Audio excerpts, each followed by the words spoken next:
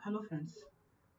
जैसे पिछले लेक्चर में हमने पाइथन या आर्टिफिशियल इंटेलिजेंस देख लिया था, उसी तरीके से उसको आज कंटिन्यू करते हैं हम कि नेक्स्ट इज है ना कंट्रोल स्टेटमेंट या फिर कंडीशनल स्टेटमेंट क्या होती है वो देखते हैं। जैसे कि फॉर एग्जांपल कंट्रोल स्टेटमेंट क्या होता है। कंट्रोल स्टेटमेंट मीन्स जो भी हमारा प्रोग्राम है उस प्रोग्राम के ऊपर हमें क्या करना है, कंट्रोल्स प्रोवाइड करना है या फिर कंट्रोल अप्लाई करना है। तो उसके लिए हम यूज करते हैं कंडीशनल स्टेटमेंट। अभी कंडीशनल या फिर कंट्रोल स्टेटमेंट अलग अलग रहते हैं। तीन टाइप के आपके कंट्रोल स्टेटमेंट रहते हैं।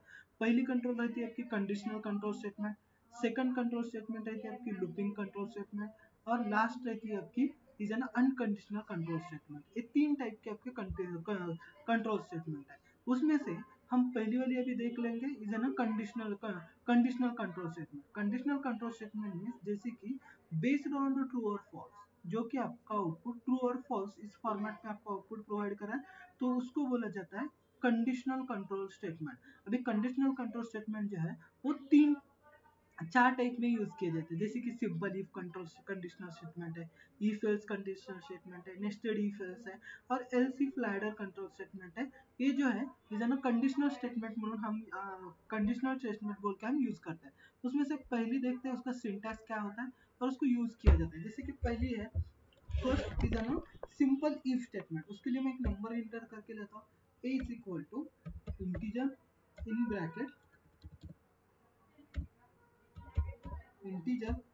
Bracket input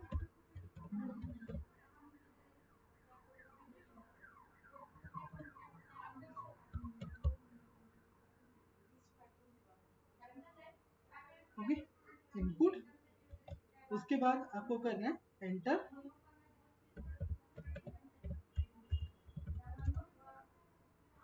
the first number.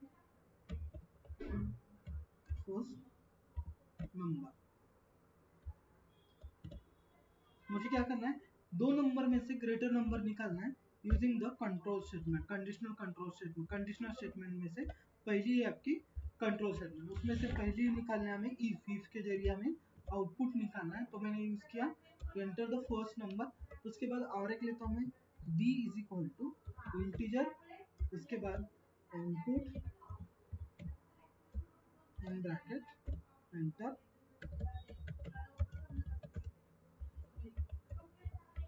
Second, enter the second number. आपको सेकंड नंबर एंटर करना है। उसके बाद हमारी कंडीशनल स्टेटमेंट आ जाएगी, जैसे कि इफ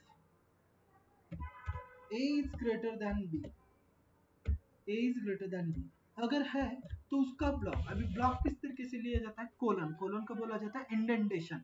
इंडेंटेशन मीन्स हम उसके अंदर कुछ तो डेफिनेशंस लिख रहे हैं या फिर कोई उसका ब्लॉक लिख रहे हैं। इंडेंटेशन दे दिया, मैंने यहाँ पे प्रिंट करना है, print a is greater,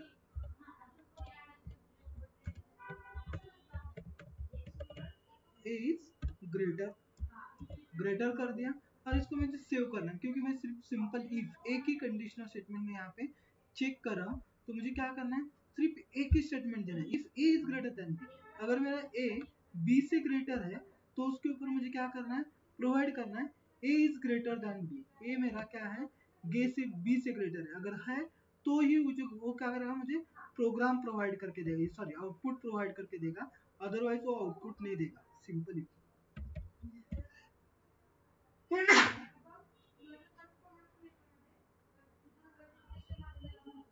simple if बोल के मैं इसको सेव कर देता हूँ, या कंट्रोल स्टेटमेंट। इसको मुझे रन करना है। रन करने के बाद मुझे आउटपुट निकालना है, फर्स्ट नंबर एंटर करना है।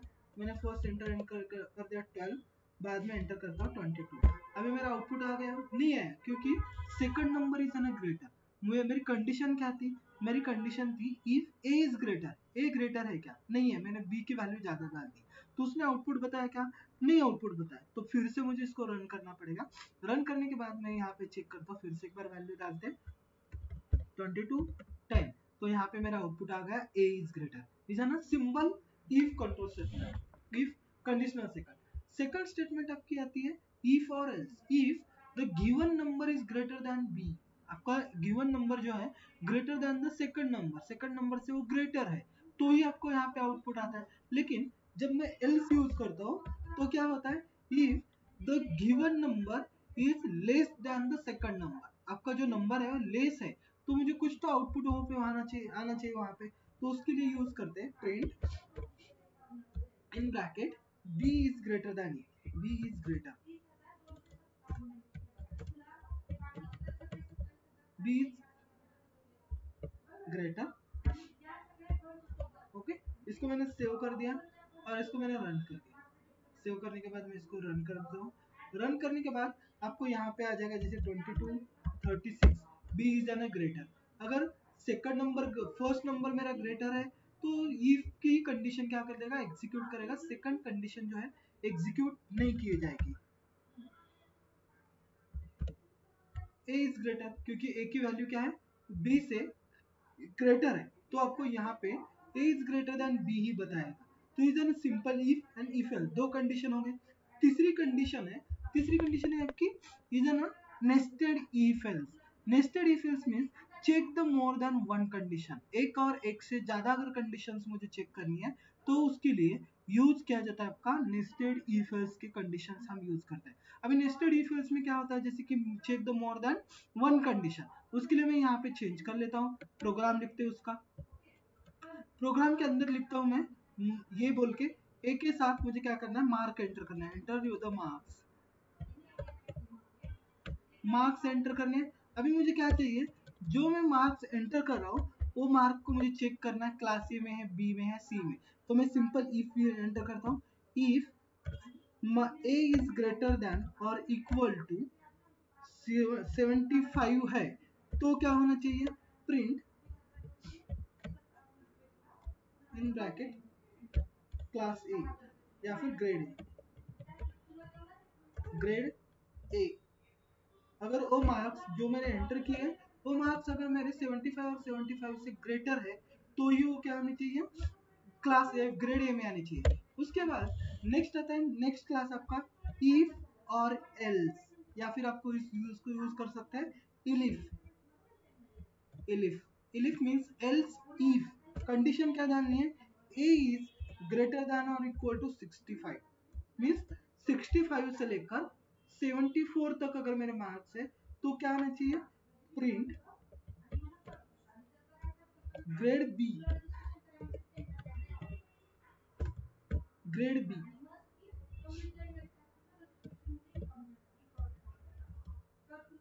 Okay, grade B. Second next condition में यूज करता हूँ if A is greater than और इक्वल टू 55 तो ग्रेड सी होना चाहिए उसका, क्योंकि मैं यहाँ पे मल्टीपल कंडीशंस यूज कर रहा हूँ। Print in bracket grade C आ गया। उसके बाद डायरेक्टली मैं और एक कंडीशन यहाँ पे डाल देता हूँ, इलिफ ए इज ग्रेटर देन और इक्वल टू 35। अगर 35 और 35 से ग्रेटर है तो सिर्फ क्या होना चाहिए, print means more than one condition. मैंने यहाँ पे 4 कंडीशन यूज कर दे, ग्रेड डी हो गया। उसके बाद क्लोज करना है और सिंपल एल्स यूज करना है आपको। एल्स मींस इसमें से एक भी कंडीशन अगर आपकी फॉल्स नहीं हुई है, प्रिंट ये नहीं है, ट्रू नहीं है, एक भी कंडीशन आपकी ट्रू नहीं है यहाँ पे, तो क्या होना चाहिए, कुछ तो आउटपुट आना चाहिए फेल। सिर्फ ये आउटपुट आखिरी में आना चाहिए। तो इसके लिए मैंने 4 condition nested if else use कर दिए। Check the more than 2 condition, 2 और 2 से ज्यादा कंडीशन अगर यूज करने तो ही। मैं यहाँ पे मार्क्स सेट करने 85 तो ग्रेड ए आ गया। अब मैं यहाँ पे मार्क्स एंटर करता हूँ 25 तो क्या हो जाएगा, ऐसा ना फेल आ जाएगा, क्योंकि एक भी कंडीशन पास नहीं हुई। जैसे कि मैंने अभी यहाँ पे बताया आपको 25 इज ग्रेटर देन और इक्वल टू 75 है क्या, नहीं है, तो उसने नेक्स्ट कंडीशन चेक कर दी। 25 इज ग्रेटर देन और इक्वल टू 65 है क्या, नहीं है, तो नेक्स्ट कंडीशन एग्जीक्यूट कर दी। 25 इज ग्रेटर देन और इक्वल टू 55 है क्या, नहीं है, तो नेक्स्ट कंडीशन यूज कर दी। 25 इज ग्रेटर देन और इक्वल टू 35 है क्या, नहीं है, तो उसने आखिरी में जो आपकी डिफॉल्ट कंडीशन है वो डिफॉल्ट यूज कर दी, इज एन फेल। इसको आता है ना नेस्टेड इफ एल्स, इसे बोला जाता है नेस्टेड इफ एल्स, जो कि हम कंडीशंस में यूज करते हैं। नेक्स्ट आपकी स्टेटमेंट आती है is a conditional nested if sorry nested if else के अंदर एल्स इफ लैडर था ये। नेक्स्ट आता है nested if else. Nested if else के अंदर हम क्या यूज करते हैं, इफ के अंदर इफ को यूज किया जाता है। जैसे कि फॉर एग्जांपल मैं आपको क्वेश्चन देता हूँ यहाँ पे, greater number between the three number, write a program to greater number between three number. तीन नंबर में से मुझे क्या कहना चाहिए, ग्रेटर नंबर को निकालना है। तो मैं यहाँ पे यूज करता हूँ greater number between the three number is an documentation. ये मेरा क्वेश्चन है, तो यहाँ पे मैंने लिख दिया उसको greater number between the three number. तीन नंबर में से मुझे ग्रेटर का चाहिए, तो मैंने पहला enter the first number, first number मैंने एंटर करके ले दिया,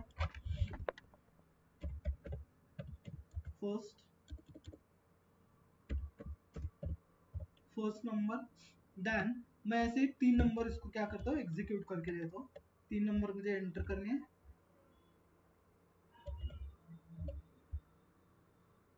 ए बी और सी।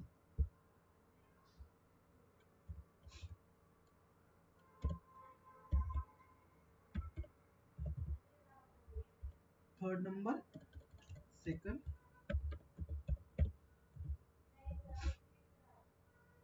Second number. ऐसे मैंने तीन नंबर मेरे एग्जीक्यूट एंटर करके लिए हैं। अभी मुझे क्या करना है, इक्वेशन एग्जीक्यूट करना है। तो फर्स्ट कंडीशन आ जाएगी if A is greater than B. अगर ए बी से ग्रेटर है तो फिर से एक बार कंडीशन एग्जीक्यूट कर लो, A is greater than C. A B से ग्रेटर है तो ये जो है सी से ग्रेटर है क्या, ए बी चेक कर लो। अगर है तो print in bracket A is greater,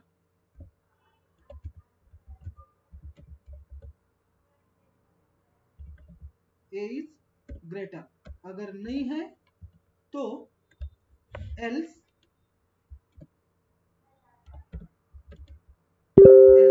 इसके अंदर यूज करना print C is greater, C is greater. अभी यहाँ पे आप बोलोगे सर यहाँ पे तो हम ए और बी का देख रहे हैं, बाद में सी क्यों आ गया। तो यहाँ पे हम ए और बी अगर ग्रेटर है तो ही हमारे ब्लॉक के अंदर एंटर करेगा। अगर है तो चेक कर लेगा ए है सी से ग्रेटर है क्या नहीं है। अगर ए सी से ग्रेटर है तो आपको पहले ही आउटपुट आ जाएगा, अगर नहीं है तो सी के अंदर यहाँ पे चेक कर लेगा सी ग्रेटर है। तो यहाँ से क्या करेगा वो, बैक जाएगा, बैक जाकर फिर से एल्स करेगा।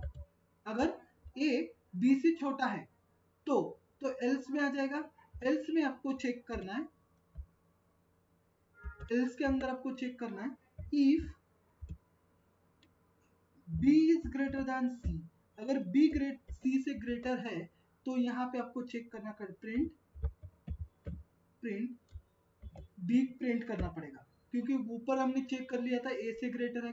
अगर बी यहाँ पे ग्रेटर निकला तो डायरेक्टली एल्स में आ जाएगा, वो यहाँ पे चेक कर लेगा बी से सी से ग्रेटर है का, B is greater.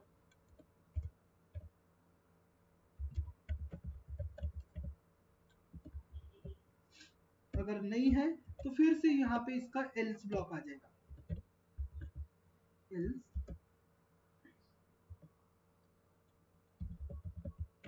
Print in bracket C is greater, C is greater. इस तरीके से आपको उसको ऐड करना है। मैंने इसको अभी सेव कर दिया, प्रोग्राम मेरा सेव हो गया और रन करता हूँ मैं। यहाँ पे तीन नंबर मुझे क्या करना है, एंटर करने हैं।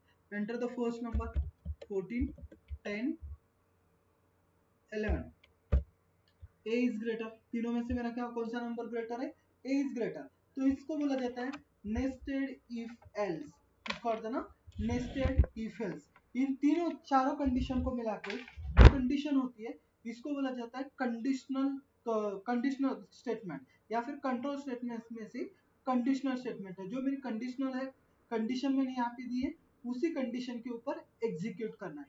नेक्स्ट आता है आपका इज लूपिंग कंट्रोल स्टेटमेंट। अभी लूपिंग कंट्रोल स्टेटमेंट मीन्स क्या, जो मेरा प्रोग्राम है अभी यहाँ पे कंडीशन के ऊपर होना है, लेकिन लूपिंग कंडीशन क्या है, when the given condition is never false.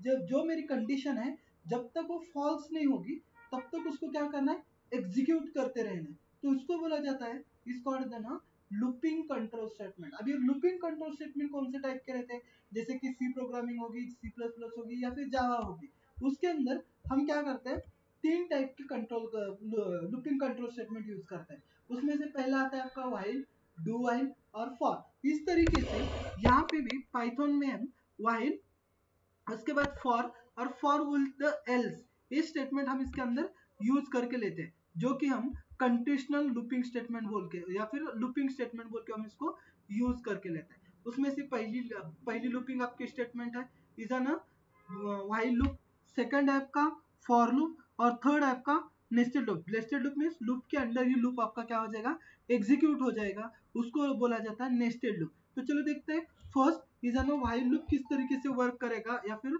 For loop किस तरीके से वर्क करता है, वो हम देख लेते हैं। तो उसके लिए मैं एक एरे डिक्लेयर कर लेता हूँ या फिर डायरेक्टली करते हैं फॉर, मुझे 1 to 10 नंबर्स प्रिंट करने हैं, ए in range, A in range, कहां तक की रेंज देनी है मुझे, तो इन ब्रैकेट 1 to 11, क्योंकि 10 नंबर्स मुझे क्या करने हैं, प्रिंट करना है। तो मैं 1 to 11 की देता हूँ, यहाँ पे प्रिंट करना है, ए को मुझे प्रिंट करना है। हो गई मेरे प्रोग्राम, मैंने उसको सेव कर दिया और रन कर दिया। मींस लूपिंग कंट्रोल स्टेटमेंट ज्यादा से ज्यादा रन किया जाता है, क्योंकि नंबर ऑफ टाइम्स उसको एग्जीक्यूट कर, कब तक एग्जीक्यूट हो जाएगा, when the given condition is never false. अब यहाँ पे कंडीशन कब फॉल्स होगी, जब 11 हो गया, 10 के बाद नेक्स्ट आता है 11, मीन्स 1 to 10 तक मुझे प्रिंट करना है, तो 1, 10 दे दिया मैंने, means 1 is an starting position and 11 is an ending position, जो कि आपकी पोजीशंस 1 to 10 की रहती है, उसमें से स्टार्ट आपका 1 से होगा और एंड आपका 11 का होगा। मैंने यहाँ पे दिया 0 से लेकर 11 तक मुझे क्या करना है, रन करना है, तो मेरा आउटपुट जो है 0 से लेकर 11 तक आ जाएगा। इसको बोला जाता है लूपिंग कंट्रोल स्टेटमेंट, इसको कहते हैं ना फॉर लूप, जो कि मोस्टली यूज किया जाता है, और फॉर लूप को ही बोला जाता है इटरेटर। इटरेटर बोला जाता है, क्योंकि इटरेटर क्यों बोला जाता है, print the numbers one by one, sequentially numbers को हमें क्या करना है, प्रिंट करना है। अभी प्रिंट किस तरीके से होता है, दोनों तरीके से इटरेटर वर्क करता है, बैक इटरेटर होता है और फ्रंट इटरेटर होता है। फ्रंट मींस जो आपका नंबर है स्टार्टिंग से लेकर एंडिंग तक प्रिंट करेगा, जैसे कि असेंडिंग ऑर्डर में प्रिंट हो रहा है, और आपका बैक इटरेटर किस तरीके से होता है, तो back iterator is an end to start, end से लेकर स्टार्ट तक जो प्रिंट करेगा उसको बोला जाता है बैक इटरेटर। जो आपकी वैल्यूज है वो बैक तरीके से प्रिंट हो जाएगी, लेकिन इसके लिए हमें क्या करना पड़ेगा, कंडीशंस एग्जीक्यूट करने पड़ेगी। तो back iterator is not supported in the Python, front iterator तो ही यूज किया जाता है। मींस नंबर कहां से होगा आपका, स्टार्ट से यूज किया जाएगा, एंडिंग तक आपके नंबर क्या किए जाते हैं, यूज किए जाते हैं। लेकिन अगर मुझे बैक इटरेटर यूज करना है तो बैक इटरेटर यूज यहाँ पे नहीं किए जाएंगे, तो उसके लिए आपको यूज करना पड़ेगा व्हाइल लूप का। तो इज ना लूपिंग कंट्रोल स्टेटमेंट में की पहली आपकी स्टेटमेंट है इज ना फॉर लूप।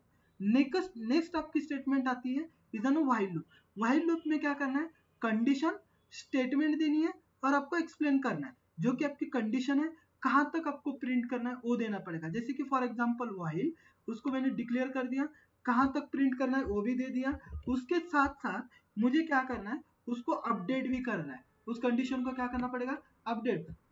फॉर लूप के अंदर ऑटोमेटिकली अपडेट हो जाता है, लेकिन व्हाइल लूप के अंदर हमें अपडेट करना पड़ता है। जैसे i इज लेस देन और इक्वल टू 10, i की जो वैल्यू है वो लेस है, किससे लेस है, सॉरी 10 तक ही प्रिंट करना है। अगर 10 और 10 से ज्यादा मीन 11 हो गए तो क्या करना, स्टॉप होनी चाहिए, तो उसके लिए उसको प्रिंट कर दो, आई को प्रिंट कर दिया। कहां तक प्रिंट करना है, जब तक 11 नहीं होता तब तक प्रिंट करना है। तो उसको बाद में अपडेट करने के लिए इज ना अपडेटिंग के लिए हमने अप्लाई कर दिया i plus is equal to 1, is ना प्री इंक्रीमेंट बोला जाता है इसको।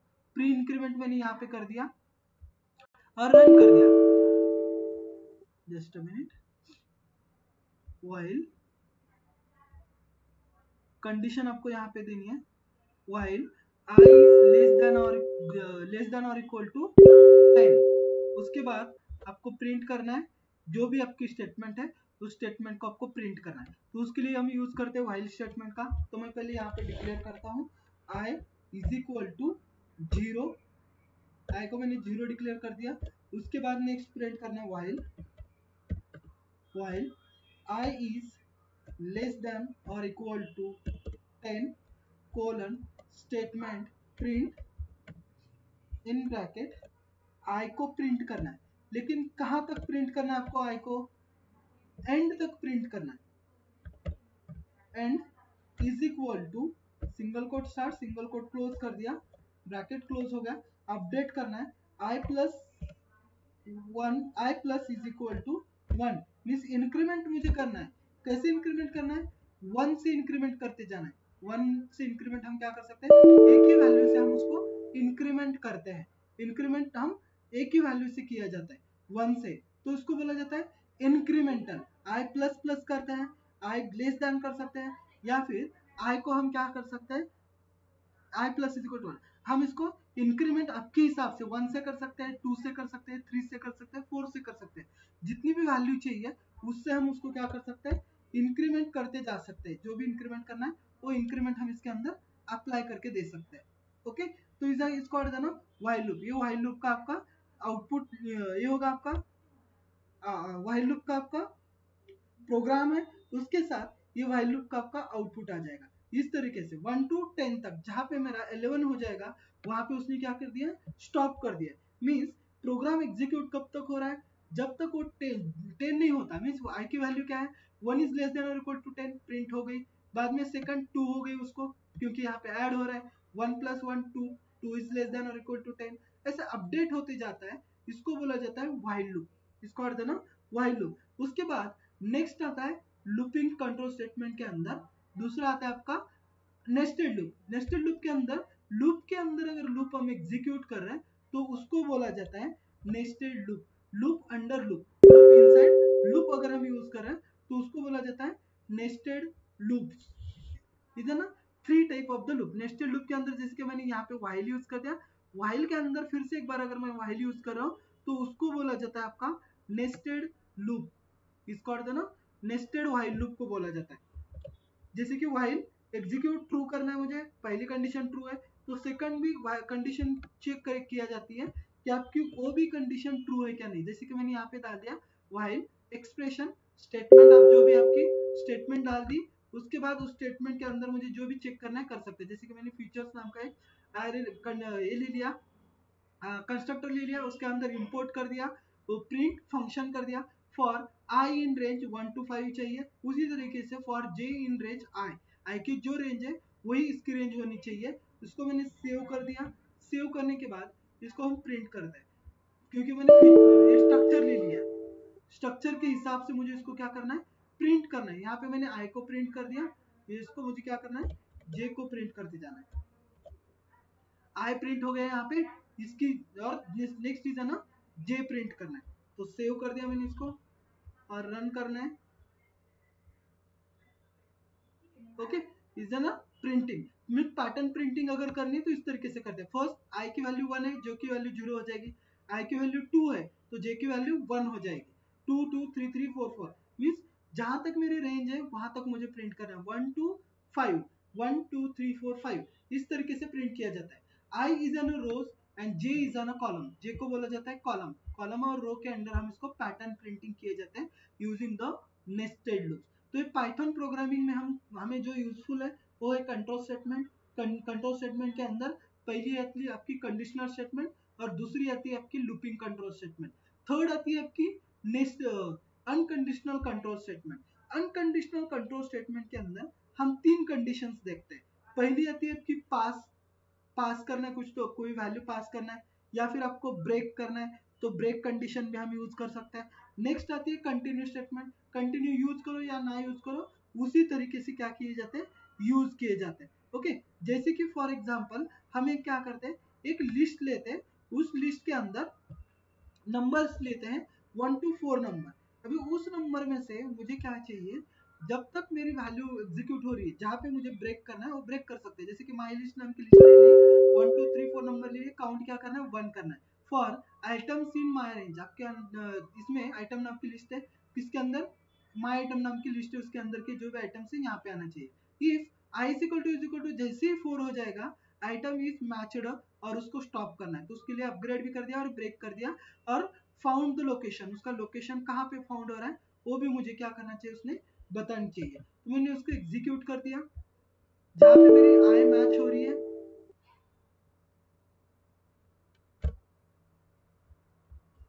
सेव कर दिया, उसके अंदर गैप नहीं चाहिए, सॉरी यहाँ पे गैप आ गया, यहाँ पे भी गैप है मेरा, इसको निकालना पड़ेगा, क्योंकि इससे बोला जाता है ये भी आपकी वैल्यू ही होती है, पैडिंग बोले जाते हैं उसको। तो पैडिंग मेरे पास नहीं होनी चाहिए, मेरे यहाँ पे पैडिंग ऐड हो गई है, count plus 1, count is equal two plus 1, save कर दिया मैंने, ये आपको एरर बताएगा, सेव कर दिया और रन कर दिया, यहाँ पे भी पैडिंग बहुत सारी है,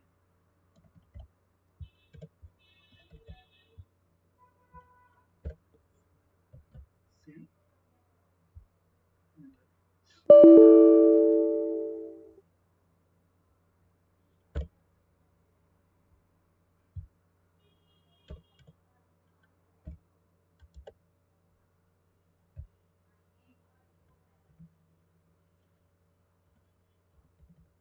पैडिंग निकालता हूँ मैं, क्योंकि अगर स्पेस बार आ गया तो पैडिंग आ जाएगी, पैडिंग के हिसाब से वो आपको वर्क नहीं करेगा।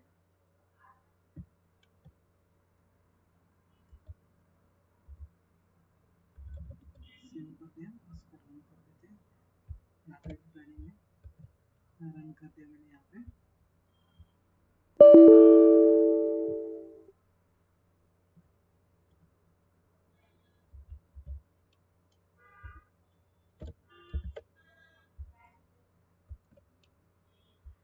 इसका जो भी आउटपुट है मेरा आउटपुट आ जाएगा, जैसे ही मेरी स्टेटमेंट क्लोज हो जाएगी, स्टेटमेंट क्लोज होने के बाद आउटपुट मेरा यहाँ पे आ जाता है आइटम्स इन रेंज, आपके आइटम्स जो है यहाँ पे ऐड हो जाएंगे, उसके अंदर जो भी वैल्यूज है उस वैल्यू को प्रिंट किया जाएगा, कौन से पोजीशन पे है वो प्रिंट हम यूज करते हैं using the break statement, break statement के साथ हम उसको यूज कर लेते हैं। यहाँ पे भी फिर से वही पैडिंग दे दी उन्होंने,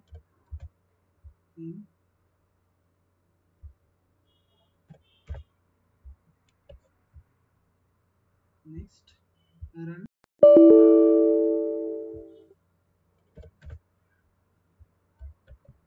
और कहाँ पे पैडिंग है देख लेते हैं,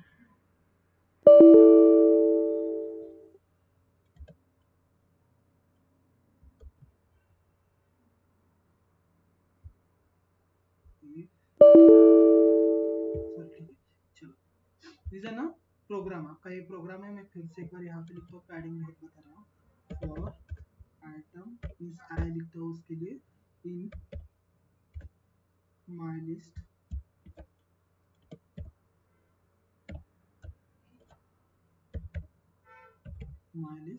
is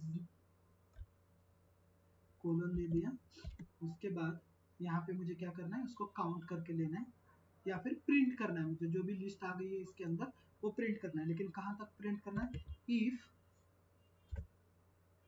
I is equal to 3, I is equal to 3 आने के बाद उसको क्या करना है, प्रिंट,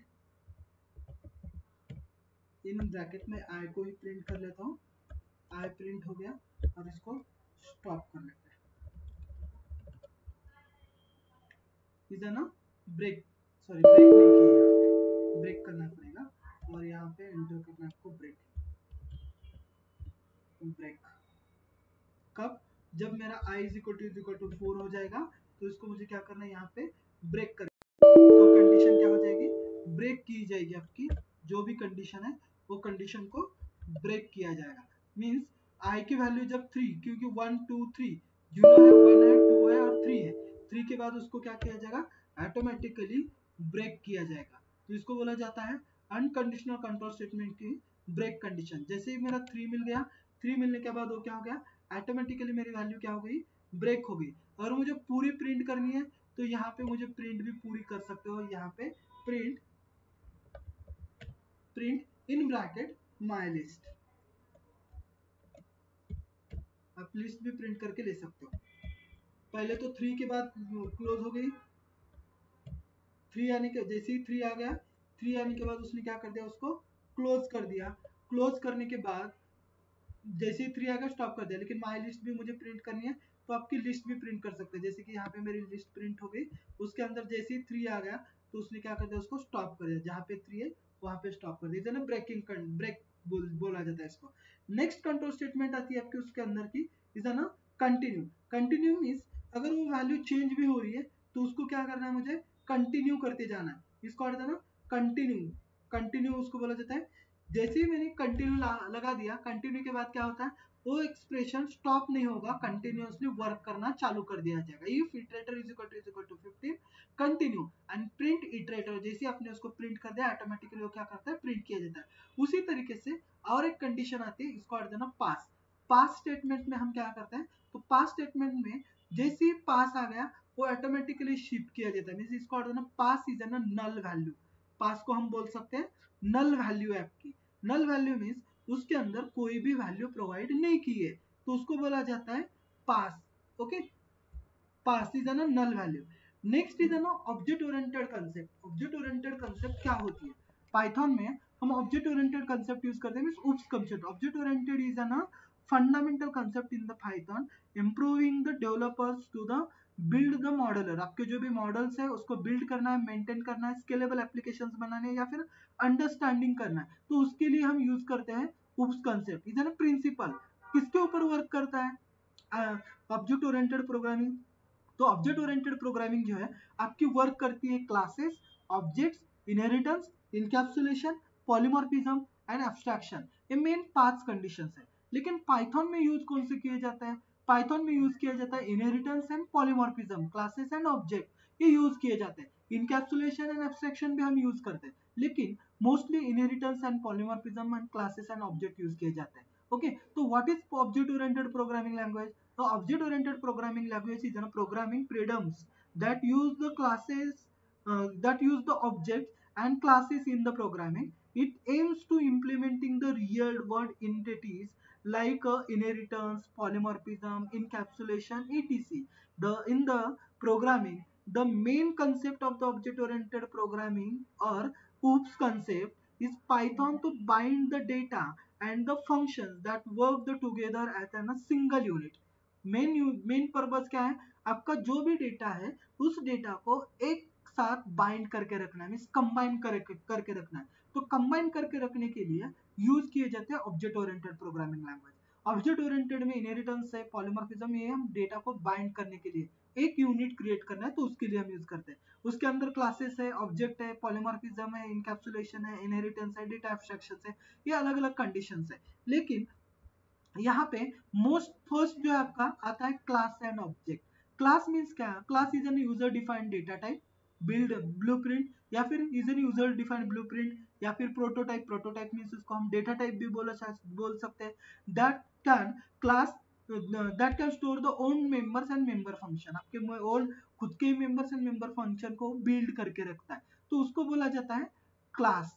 या फिर हम उसको ऐसे भी बोल सकते हैं, class is an user defined data type, या फिर is an grouping data type भी हम उसको बोला जाता है। Okay, class provide the main means of the building the data and functionalities together. Data को बिल्ड करके रखना है, उसकी फंक्शनैलिटीज हमें यूज करना है, तो उसके लिए हम यूज करते हैं Python programme. Creating the new classes, creating the new types objects, वो भी हम इसके अंदर कर सकते हैं। तो पहला है how to declare the class. Class हम किस तरीके से डिक्लेयर करते हैं पाइथन के अंदर। तो क्लास और क्लास नेम, आपका जो भी क्लास है और क्लास नेम आपको क्या करना है, डिफाइन करना है। तो यहाँ पे हम देखते हैं क्लास और क्लास नेम किस तरीके से डिफाइन किया जाता है। तो यहाँ पे यूज करता हूं मैं क्लास, उसके बाद क्लास नेम डाल दिया मैंने एबीसी, मेरा क्लास नेम है। ओके, अब ये क्लास नेम क्या प्रोवाइड करता है, नेम क्लास नेम क्या देता है, क्लास नेम इज ना एंटिटी बोलते हैं हम। ये एंटिटी किस टाइप की होगी, इज ना एंटिटी जो कि यूनिक है, यूनिक हम उसको बोला जाता है। यूनिक मीन्स क्यों, या फिर उसको बोला जाता है फर्स्टिंग ऑफ द क्लास, आपके क्लास की वो फर्स्टिंग है। कैसे होनी चाहिए, इज एन मीनिंगफुल होनी चाहिए। क्यों मीनिंगफुल होनी चाहिए, तो class name is N show the behaviour of that class. आपका जो भी क्लास नेम है, आपका क्लास किस तरीके से वर्क करने वाला है या फिर उसका बिहेवियर क्या है, वो चेक किया जाता है क्लास के अंदर, क्लास नेम के अंदर। तो उसको डिफाइन किया जाता है क्लास नेम के अंदर। जैसे अभी देख लिया मैंने, यहाँ पे स्टूडेंट डाल दिया, तो उसके अंदर कौन सा डेटा होगा, आपका स्टूडेंट का डेटा ही उसके अंदर होगा। Means class name is an first thing of that class that can show the behaviour of your class. आपके क्लास का वो पूरा की पूरा क्या करता है, बिहेवियर दिखाया जाता है। नेक्स्ट क्या आता है उसके अंदर, next the property of the class. आपके जो भी क्लास के जो भी प्रॉपर्टीज है वो प्रॉपर्टीज आपको उसके अंदर क्या करने, डिफाइन करने, या मीन्स उसके अंदर आपको क्या करना है, कोड, जो भी कोड है या फिर जो भी स्ट्रक्चर है वो स्ट्रक्चर देना है। Class name is an identity, state means उसके एट्रीब्यूट क्या क्या हो गए, ब्राइड होगा, एज होगा, कलर होगा, कोई भी बिहेवियर जो है बिहेवियर भी हम उसके अंदर दिखा सकते हैं। Means class is an user defined data type that can store the own members and member function। लेकिन class name is the first thing of that class to show the behavior of that class।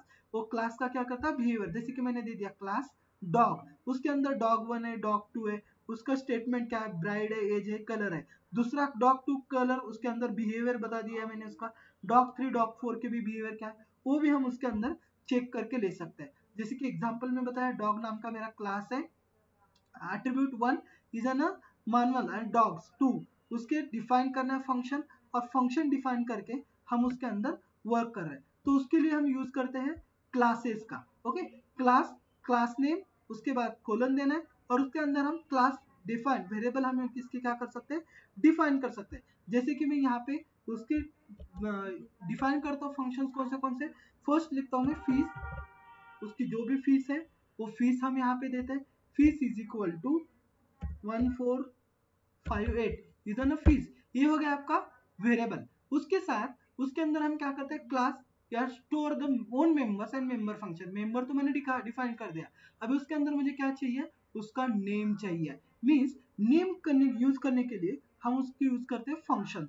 तो function use करते हैं। तो function define किस तरीके से किया जाता है, फर्स्ट तो फंक्शन प्रोटोटाइप, फंक्शन नेम, और उसके अंदर पैरामीटर हमें पास करना पड़ता है। बाय डिफॉल्ट एक्सिस क्लास के साथ एक्सिस स्पेसिफायर भी होता है, तो वो एक्सिस स्पेसिफायर आपको इसके साथ पास करना पड़ता है। ओके, वो एक्सिस स्पेसिफायर आपको इसके साथ क्या करना पड़ता है, पास करना पड़ता है। तो मैं क्लास लिखने से पहले यहाँ पे और एक वेरिएबल लिखता हूँ, नेम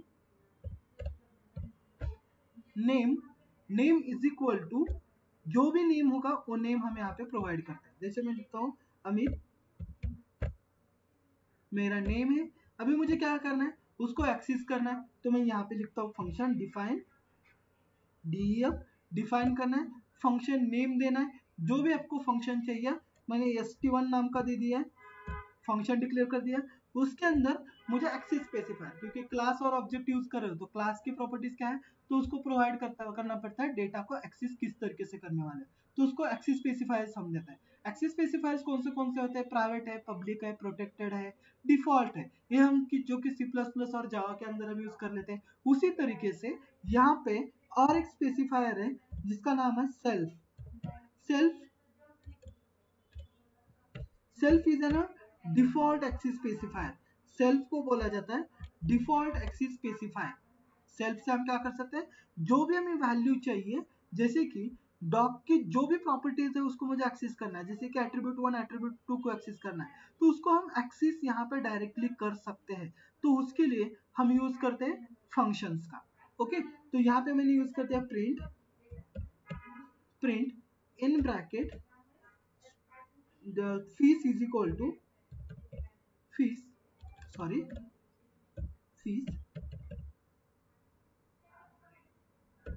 इज इक्वल टू, जो भी मेरी फीस है वो फीस चाहिए। कहाँ पे चाहिए मेरी फीस, मैं यहाँ पे कॉन्टैक्ट करता हूँ सेल्फ डॉट फीस, इससे मैंने क्लोज कर दिया। सेकंड एट्रीब्यूट मुझे चाहिए, तो सेकंड एट्रीब्यूट भी मैं क्या कर सकता हूँ, एक्सेस करके हम उसको ले सकते हैं। जो भी मुझे चाहिए, अभी मुझे सिर्फ फीस चाहिए थी तो मैंने सिर्फ फीस यूज कर दी। जो अगर मुझे उससे ज्यादा चाहिए तो वो भी हम ले सकते हैं। मैंने इसको सेव कर दिया, और उसको फंक्शन को क्या करना है, अभी उसका ऑब्जेक्ट क्रिएट करना है।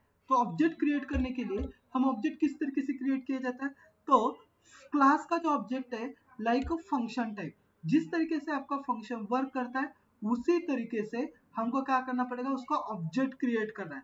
मैं स्टूडेंट नाम का मेरा क्या है, फंक्शन डिक्लेयर ऑब्जेक्ट डिक्लेयर किया है, तो सर क्लास डिक्लेयर किया है, तो उसी नाम से मैं s1 is equal to student in bracket, ये हो गया मेरा एक्सिस, इसको मैंने क्या कर दिया, उसको एक्सिस कर दिया, किसको, स्टूडेंट को एक्सेस कर दिया। अभी बाद में मुझे उसको क्या करना है, उसको एग्जीक्यूट करना है, तो रन करोगे तो ऑटोमेटिकली उसका क्या हो जाएगा, आपका आउटपुट यहाँ पे प्रिंट किया जाएगा। जो भी आपका प्रिंट हो आउटपुट होगा वो आउटपुट आपको प्रिंट किया जाता है। Means object print R dot या सॉरी s1 डॉट मुझे क्या चाहिए, फीस, फीस यहाँ से भी आ जाएगी। तो उसके बाद मुझे प्रिंट करना है, print in bracket s1 dot name, वो भी प्रिंट करना है। उसके साथ साथ मुझे फंक्शन भी प्रिंट करना है, print in bracket s1 dot आपका जो भी फंक्शन है st1, ये फंक्शन नेम आपको क्या करना है, उसको प्रोवाइड करना है और सेव कर देना है। जैसे ही आप उसको रन करोगे वो आपका आउटपुट क्या किया जाएगा, यहाँ पे शो किया जाएगा। Sorry, did you mean the fees, okay, यहाँ पे मेरी स्पेलिंग गलत हो गई है, स्पेलिंग निकाल लेते हैं।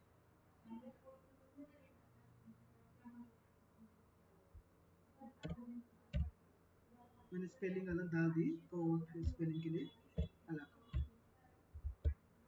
सेव कर